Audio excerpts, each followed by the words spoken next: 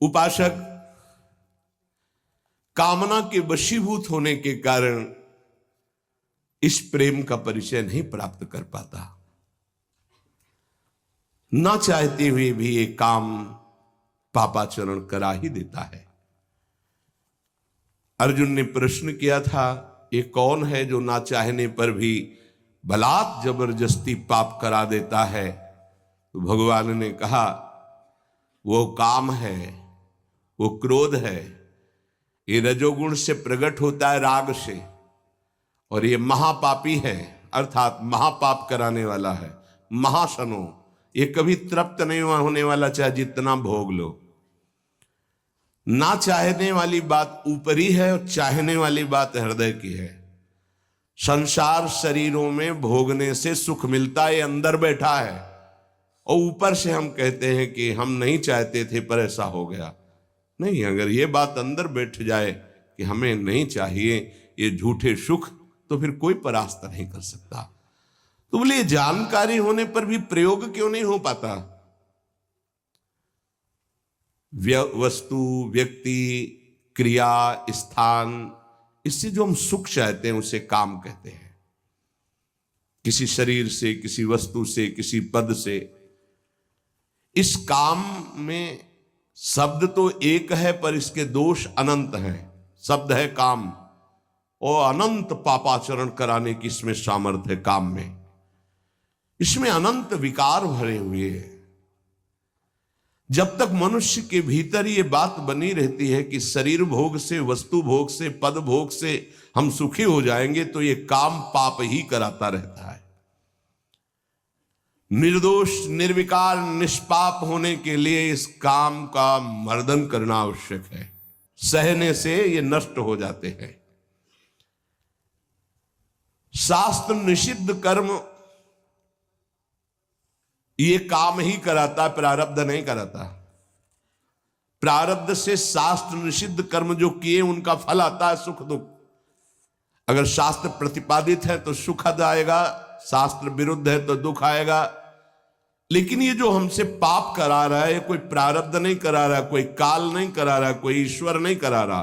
काले कर्म ईश्वरे मिथ्या दोष लगाए, ये हमारी चाहत करा रही, अंदर बैठी है। शरीर के भोगों से सुख मिलता है, ये अंदर घुस के बैठ गया है, और यही हमसे पाप करा रहा है।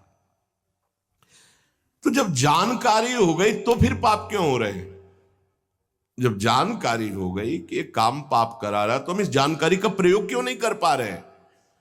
तो बोले, धूमे नाव्रियते वह्निर यथा दर्शो मलेन च यथोल्बेनावृतो गर्भस् तथा तेने दमावृतम। ये ज्ञान ढक गया है हमारा, जो ढका हुआ ज्ञान, ये प्रकाशित, ये काम में नहीं आएगा। जैसे 3 उदाहरण दिए। भगवान कह रहे, धुएं से अग्नि ढक गई, मैल से दर्पण ढक गया, और झिल्ली से गर्भ ढक गया। अब झिल्ली के अंदर बच्चा है कि बच्ची पता नहीं चलेगा। दर्पण है, हम काले हैं कि गोरे हैं पता नहीं चलेगा, क्योंकि मैल से। धुआं होने के कारण पता नहीं चलेगा कि अग्नि है, पर बहुत जल्दी उसमें अग्नि प्रकाशित की जा सकती। फूंक मारो, अग्नि पैदा हो जाएगी। भगवान ने 3 उदाहरण दिए। उपासक में ये 3 तरह से ज्ञान ढक जाता है, तब काम अपना प्रभाव दिखाता है। 3 इसकी स्थितियां हैं। जैसे धुएं से अग्नि ढकी रहती है, ऐसे ही काम विवेक को, ज्ञान को ढक देता है। बुद्धि में निर्णय निकल रहा है कि ये तो गलत है, नहीं करना चाहिए।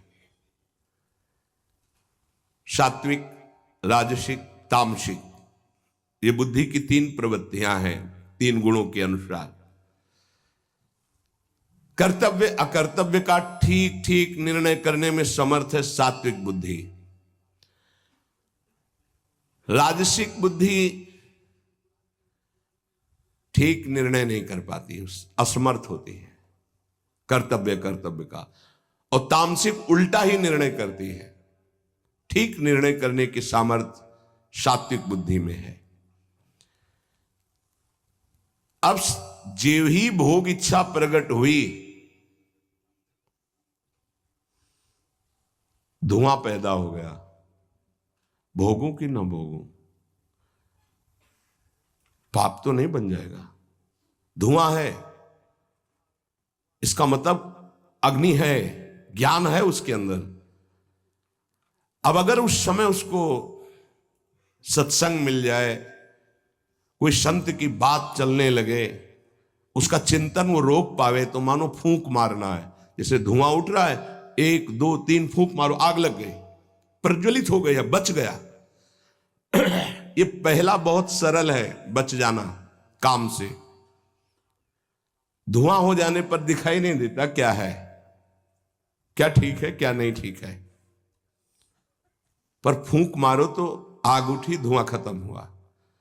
ये ज्ञान हो रहा है, बीच बीच में जलन हो रही कि भोगूं कि ना भोगूं, अच्छा है कि नहीं अच्छा है, कहीं पाप तो नहीं हो जाएगा, कहीं गलती तो नहीं हो जाएगी। पर वो धुआं है, नहीं भोग लेते हैं, अवसर मिला है, समय मिला है, भोग ले। ये उस समय उसको चाहिए, तत्काल कोई सहयोगी चाहिए विवेक का।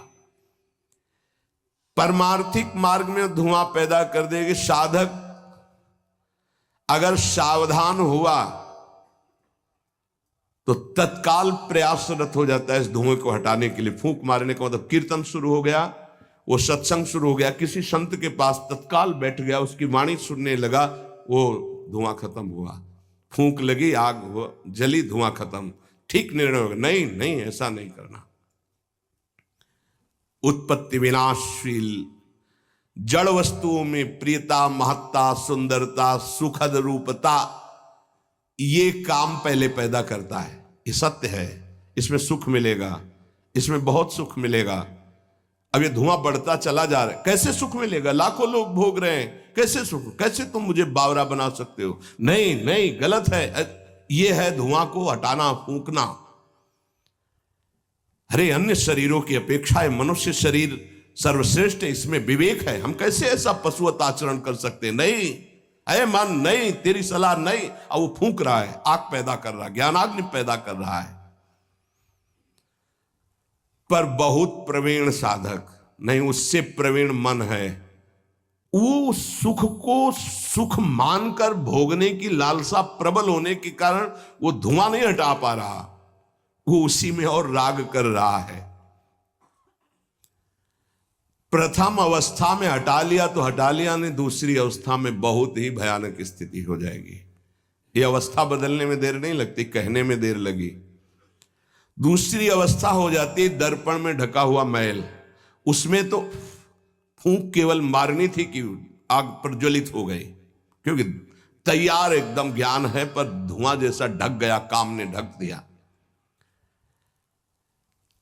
जब दूसरी स्थिति आई उसी उपासक की कि इसका प्रायश्चित भी तो हो सकता है, अब वो मल लग गया।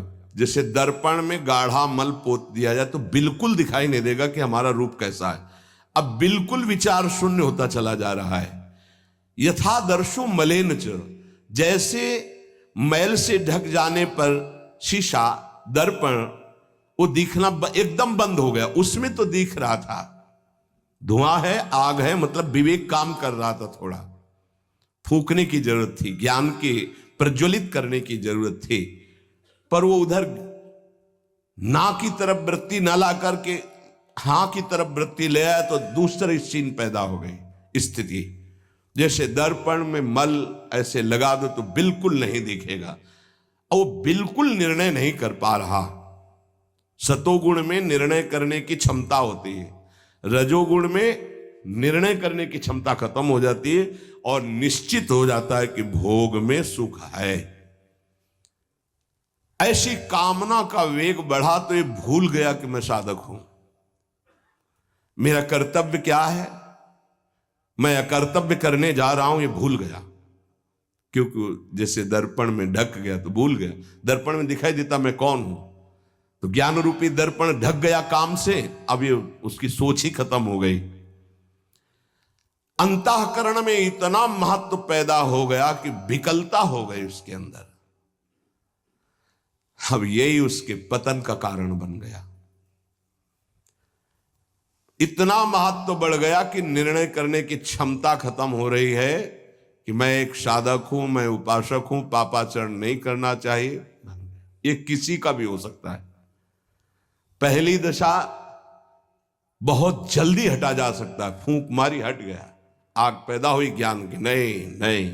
दूसरी दशा गुंजाइश है थोड़ी, उसको ऐसे पोंछना पड़ेगा, समय लगेगा, पोंछना पड़ेगा, तब दिखाई दे। नहीं नहीं, तो दूसरे में संभलना रजोगुण, ये ठीक है, ये नहीं ठीक है, क्षमता खत्म हो चुकी। पहले में क्षमता थी, दूसरे में क्षमता खत्म हो गई।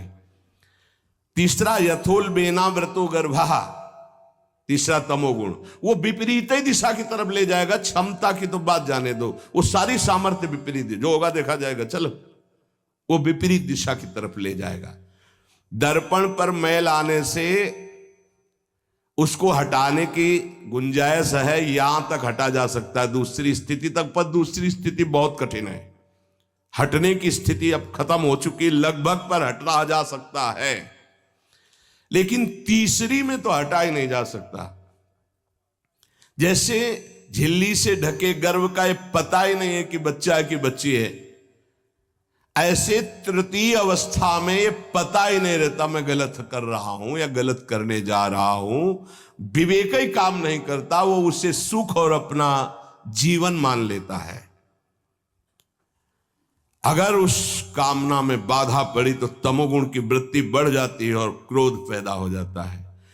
क्रोध जब अपना स्वरूप धारण करता है तो हिंसा पैदा कर देता है, सम्मोह पैदा कर देता है। सम्मोह स्मृति का नाश किया और बुद्धि भ्रष्ट हुई, नष्ट हो गया साधक।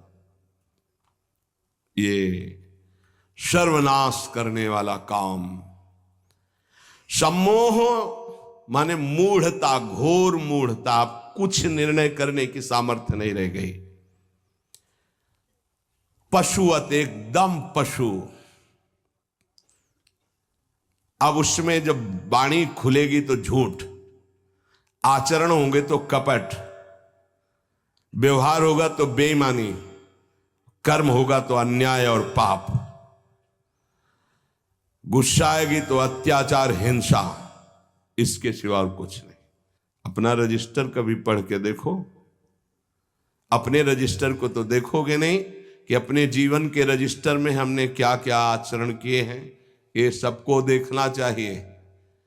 ये बात समझने की है, थोड़ा कड़वाहट जरूर है कि हम सब तत्काल भगवान को दोष देने लगते हैं, लेकिन भगवान चीख चीख के वर्णन कर रहे हैं, ऐसा मत करो इसका परिणाम ये है, ऐसा करो इसका परिणाम ये है। तो जो कह रहे हैं करो वो तो हम कर नहीं रहे, जो कह रहे हैं नहीं करो वो हम कर रहे हैं। तो उसका जब परिणाम आता है तो हम भगवान को कोसते हैं। बंबूल बोओगे तो उसमें दाग छुहारा नहीं लगेंगे, कांटे ही लगेंगे। पापाचरण करोगे तो उसका परिणाम दुख ही आएगा। पुण्य करोगे तो सांसारिक सुख मिलेगा। भजन करोगे तो पाप पुण्य दोनों से ऊपर उठकर भगवदानंद को प्राप्त होगे। कामना में तदाकार ना होने पावे तब तक बचा जा सकता है। जहां तैयारी बनी सुख भोग की और राजी हो आपने दस्तखत कर दिए, अब आपको भगवान ही बचा सकते हैं, दूसरा कोई नहीं। उस समय भगवान ही कोई ऐसी लीला कर दे तो बच सकते हो, अन्यथा नहीं बच सकते। तदाकार होना साधक का सर्वनाश हो जाना है। काम में तदाकार होना। 1 2 4 बार अगर आप ऐसी अवहेलना करेंगे तो आपका साथ देगा आपका हृदय और जलेगा, धिक्कार करेगा, बार बार कहेगा गलत है, कान पकड़ेगा, अब की बात नहीं। आगे बढ़ गए, ज्यादा मलिन हृदय हो गया तो आनंदित हर्षित होने लगेगा, आज ये भोगा कल वो भोगूंगा, और वो पापाचरण में हर्षित होकर आगे बढ़ जाता है। ये बहुत बुरी स्थिति होती है। जब तक साधक का हृदय धिक्कार देता है तब तक तो निकलने के चांस रहते हैं कि गलती को गलती मानता है और बार बार कहता है अब नहीं करूंगा।